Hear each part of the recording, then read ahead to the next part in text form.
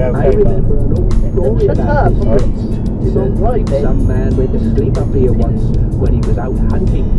The bottle gluttoned in the dusk. So what? I can do that, said Carter. It's kind of sharp smell. Okay, now Whitby. Tell you what, he said, if I thought my old woman had married someone else, and my open great kids bugger off and stop eating up the larder every day, I'd come up here with a blanket like that. Who's got that junk? Jason took a pull out of nervousness and found that he felt better as the alcohol dissolved his synapses. But he made an effort. Hey lads, he said, we got another junk cooling in the water trough down in the forge. What do you say? We could all go down there now, lads. There was the softer sound of snoring. Oh, lads! The stars. Jason fell down very gently. The jug rolled out of his hands and bounced across the grass. The stars twinkled. The breeze was cold. We aren't talking to other people because of what they said about our Shannon. Royalty has to deal with entire countries who get belligerent after one thing, and entire kingdoms who have broken off diplomatic relations after what the Crown Prince said about our Shannon. Managed to work that all out. But then there was a species to consider. Trolls and dwarfs got on all right in Margaret by the simple expedient of having nothing to do with one another. But too many of them under one roof, especially if drink is flowing. In a quarter of a mile, Nanny was trying to give me brotherly advice. It was all I could do to keep a straight face. Honestly, they both treated me as if I'm a big child. Nothing like that. in a quarter of a mile, at the roundabout, take the onto Bagdale. Then Magrat said, did you take off for that book, did you? You know, the one that we have.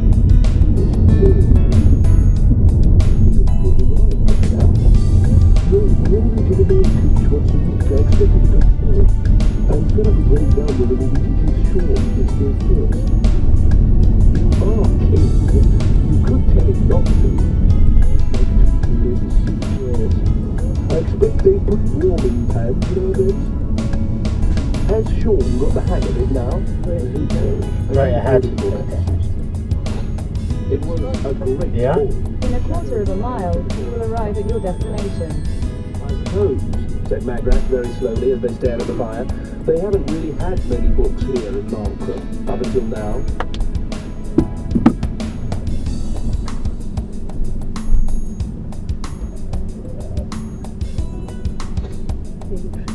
Yeah. The table space is already taken. Yep. Of course it is. Naturally.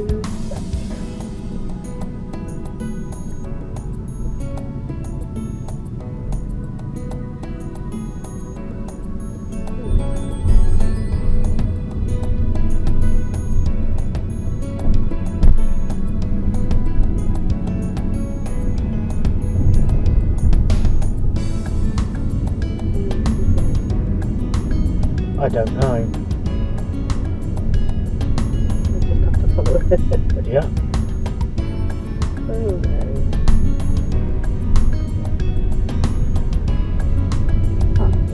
Harbour car park.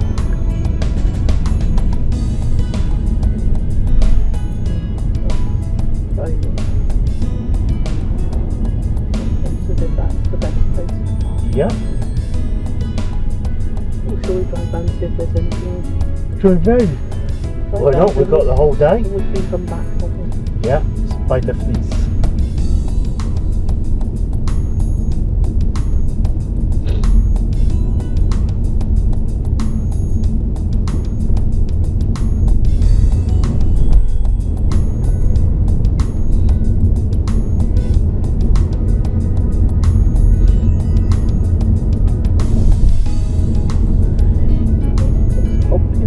Yeah. It's by Whitby Harbour.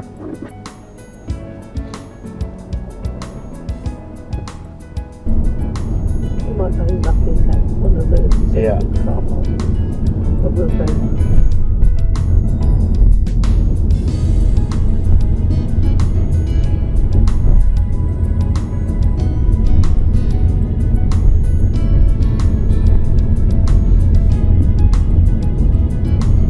should have done is carry on and so go over the bridge. It's up as if you could carry on. It says you can.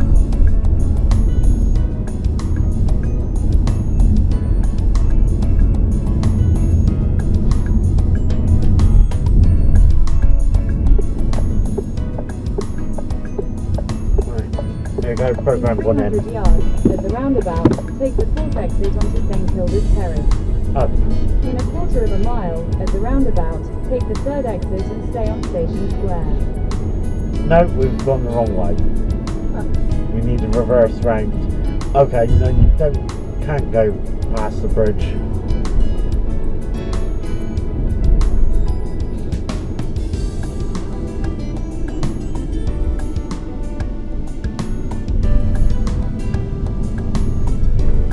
Was it the that I did pull into the train station and turn around? Yes. Or there's a roundabout up ahead. Yeah. Yes, we went over it. That's a nice train station.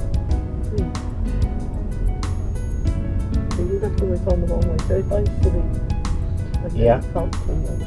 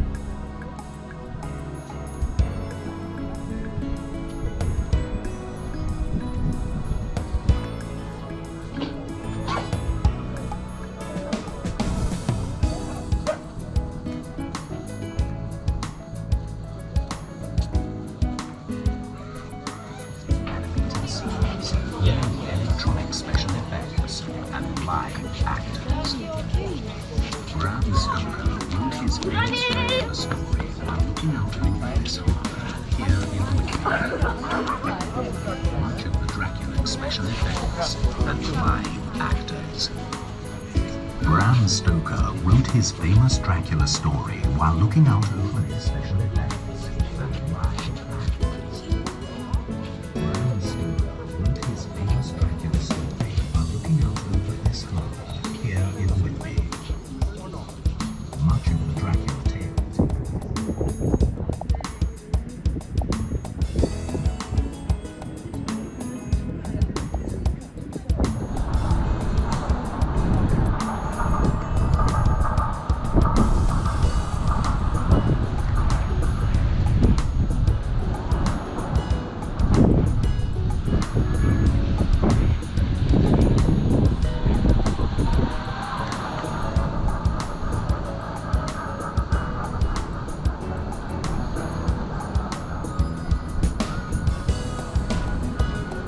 Who worried about things being biodegradable. Everyone else just hoped things would last and knew that damn near everything went rotten if you left it long enough. At home, correction, at the cottage where she used to live, there had been a privy at the bottom of the garden. She'd approved of it, with a regular bucket of ashes and a copy of last year's almanac on a nail and a bunch of grapes cut out on the door. It functioned quite effectively. About once every few months, she'd have to dig a big hole and get someone to help her move the shed itself. Garderobe was this. A sort of small roofed-in room inside the wall with a wooden seat positioned over a large square hole that went all the way down to the foot of the castle wall far below, where there was an opening from which biodegradability took place once a week by means of an organic dynamic process known as Chornog and his wheelbarrow. That much Magrat understood. It kind of fitted in with the whole ideal of royalty and commonality. What shocked her were the books. They were for storing clothes in the garderobe. Millie had explained that the more expensive furs and things were hung there. Moths were kept away by the draft from the hole, and the smell. Really true. That's why people stand aside when things go past. Magrat had put her foot down about that at least. Now she lay in bed and stared at the signal. Of course, Oh, it really is coming over now. Yeah. even with his weak chin I and think we're slightly going to ruddy get done eyes. for. In the pit of the night, Margaret knew that she was in no position to be choosy, and getting a key in the circumstances was a stroke of luck. Bridge across to go across the... But the probably wasn't glacier eroding half a mountain. Ponder tried to get under the sea. Trot along, shall we? Said the bursar, his voice by now slightly muffled. He doesn't need it, said the Arch-Chancellor quickly. The drive from talking. Said the bursar. You want to meet my brother? He's The way. Well, when I asked you what programmed in, you said no. Looking down reflectively at the river far below. Happen often, does it? Said Casanova. Not so much these days, said Whitby. It's like, what's that word, Stevens? About breeding, passing on stuff to kids? Evolution, said Ponder. The ripples were still sloshing against the banks. Right. Like, my father had a waistcoat with embroidered peacocks on it and he left it to me and now I've got it. They call it, hereditary. No, that's not, Ponder began with no hope whatsoever that Whitby would listen. So, anyway, most people left back home know the difference between apes and monkeys now, said Whitby. Evolution, that is. It's hard to breathe. It was on this very bridge that she told me that she... He's got out of the river, said Ponder, but the troll wasn't moving very fast because the librarian was nonchalantly levering one of the big stones out of the parapet. On this very bridge, I asked... That's a big club he's got, said Casanunda. Then turn left. Said, why not? Right. This is a bridge. I've got to find my way back home. On the roof of the coast, Turn right onto Stainsacre Lane, A171. and then blew it so hard that it uncurled. Turn left towards Stainsacre Lane, A171, then turn left. $5.38. And over there is the old forge. And there's Mrs. Percy Fleur's where I had lodgings. See that peak up there? That's Copperhead. Continue on A171 for half a mile. The troll. Great days. And see that wood down there on the hill? That's where she... His voice trailed into a mumble. It all comes back. What the sun of that hill. They don't let them that there anymore. He sighed. You know, he said, I'd give anything to it. There were so many things we never... Oh well. Come on. Ponder looked around with laughter. He'd been born and raised in Ardmore. As far as he was concerned, the countryside was something that happened to others. At the palace stop, and we generally leave the sack hanging upon a nail outside the tavern so that people can help themselves. In 300 yards, turn right onto Green Lane. Don't think so, it's a strong lad. John stuck a few packages under his arm and hung the sack on the aforesaid nail. Yes, that's a thing we used to have around. Turn right onto Green Lane. Let me tell you about the witches round here. Our mom's a witch, said Sean, conversationally, rummaging in the sack. As fine a volley of women as you could see. In half a mile, turn left onto Abbey Lane. And not a bunch of interfering power-mad old crows at all. Whatever anyone might say. Are you here for the wedding? That's right. I'm the Arch-Chancellor of Unseen University. This is Mr. Stibble. This, where are you? Oh, there you are. This is Mr. Casanunda. Count, said Casanunda. I'm a count. Really? You never said. Well, you don't. It's not the first thing you say. His eyes narrowed. But I thought dwarfs didn't have titles, he said. I performed a small service for Queen Agantia's school, said Casanunda. Did you? My word. How small? Not that small. My word. And that's the bursar, and this is the librarian. Whitby took a step backwards, waved his hands in the air, and silently mouthed the words, "Big silly monkey." Pleased to meet you, said Sean, politely. Whitby felt